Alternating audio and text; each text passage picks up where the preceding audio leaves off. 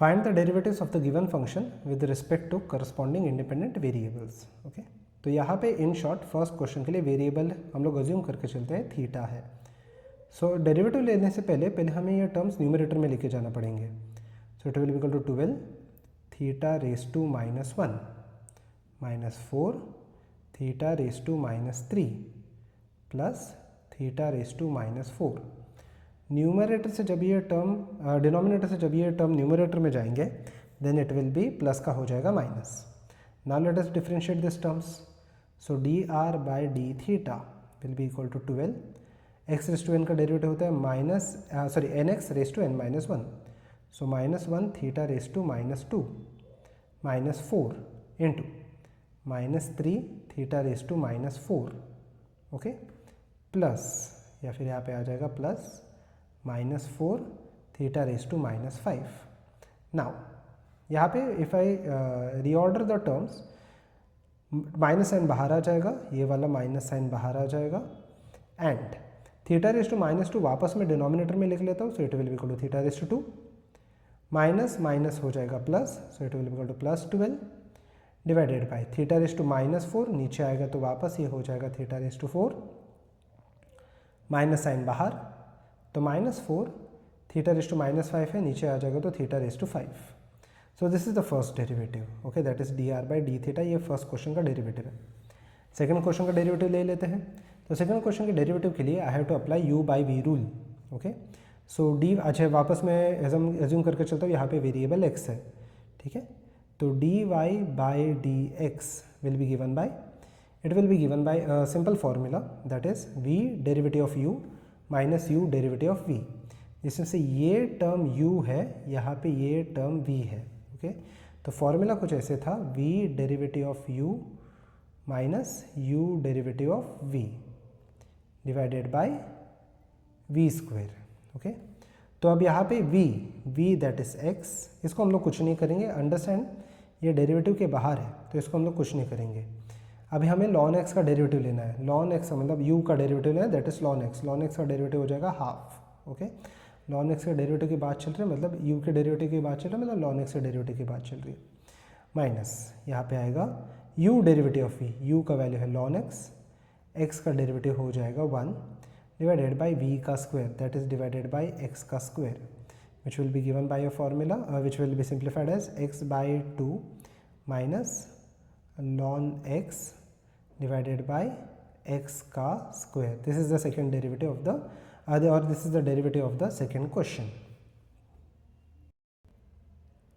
Normal human eye can see an object at an angle of 1.8 degree at the eye.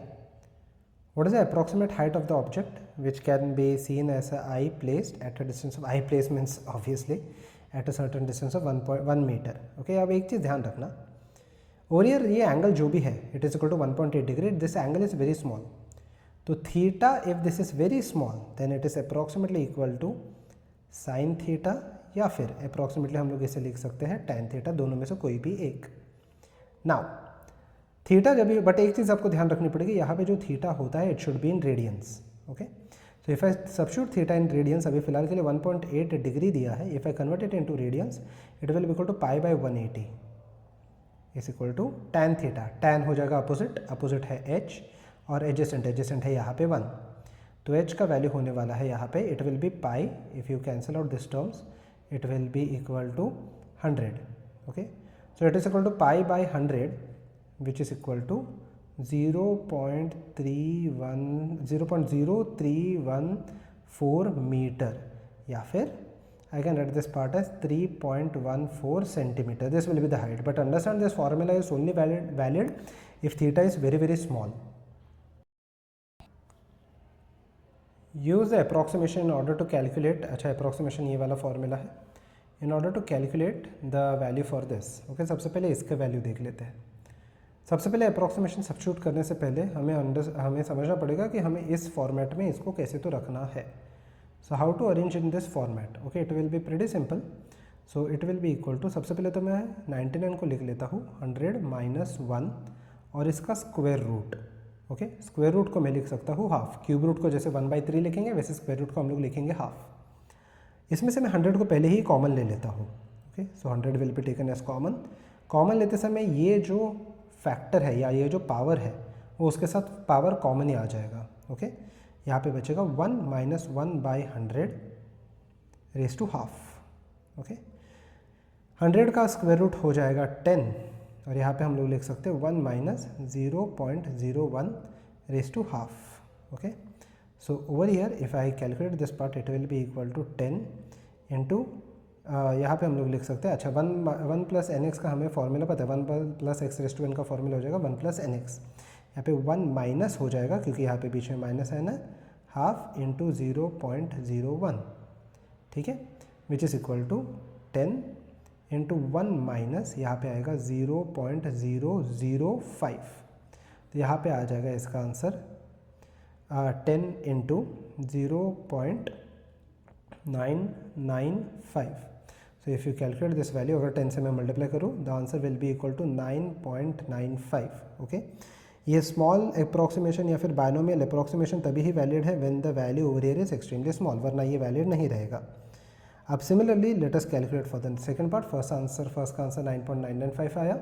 Second part का answer, okay, second part का answer over here will be given by, okay, second part के answer के लिए ए part का आया, B part के लिए पहले तो हमें इसे न्यूमरेटर लेके जाना पड़ेगा। तो इसको हम लोग कुछ ऐसे लिख सकते हैं 1 plus 1.01 raise to minus half. तो if I substitute this value, substitute करने से पहले 1 प्लस 0.01 लिख सकते हैं रेज टू -1। तो 1 प्लस एन एक्स, एन का वैल्यू ये है, ठीक है, ओके, और x का वैल्यू ये है। तो 1 प्लस एन का वैल्यू -1 और x का वैल्यू 0.01, ठीक है, which can be written as 1 minus 0.01। तो यहाँ पे आंसर आ जाएगा 0.99। तो रफली if you see this will be the answers and now this are the approximate answers. थोड़े से टर्म्स दिए हैं, इसका हमें इंटीग्रेशन करना है, ठीक है। सबसे पहले हम लोग ये टर्म ले लेते हैं। अच्छा, एक्स रेज टू एन का इंटीग्रेशन आ जाएगा x raise to n plus 1 divided by n plus 1 plus C आ जाता है, ठीक है, ओके। सो अब यहाँ पे देख लेते हैं, but understand before we apply this formula सबके सब टर्म्स यहाँ पे न्यूमरेटर में होने चाहिए, okay. Before we apply this formula all the terms should be in numerator. So यहाँ पे देख लेते हैं। सबसे पहले अगर x और x का अगर क्यूब रूट ऑफ x है, I can write this part as x raise to 1/3। अभी तक मैं इंटीग्रेशन नहीं कर रहा, इंटीग्रेशन के टाइम पे मैं लिख दूंगा। And similarly x raise to 1/3 नीचे है, जब ये ऊपर जाएगा it will be equal to x raise to -1/3। ये मेरा मेन टर्म है। अभी इंटीग्रेशन देख लेते हैं। तो integration will be equal to x raise to 1/3 plus 1 that is x raise to 4/3 divided by 4/3, ठीक है, plus x raise to -1/3 plus 1 यहाँ पे आ जाएगा x raise to 2/3 divided by 2/3 plus C. अच्छा, ये टर्म्स को मैं अगर रीअरेंज कर लूँ it will be equal to 3/4 x raise to 4/3 plus 3/2 x raise to 2/3 plus सी, ठीक है। ये ए पार्ट का इंटीग्रेशन आ गया। अब बी पार्ट देखते हैं, sec 2t and tan 2t, okay. तो सबसे पहले इसका इंटीग्रेशन बड़ा सिंपल हो जाएगा। sec थीटा tan थीटा का इंटीग्रेशन हो जाता है, यहाँ पे हो जाएगा sec थीटा, ओके। अच्छा, कैसे पता चला? sec थीटा का जो डेरिवेटिव होता है, ओके, मैं थोड़ा साइड में लिख देता हूँ इस चीज़ को। सो sec थीटा का जो डेरिवेटिव होता है, okay, it is equal to sec theta का derivative it is equal to sec theta tan theta, okay.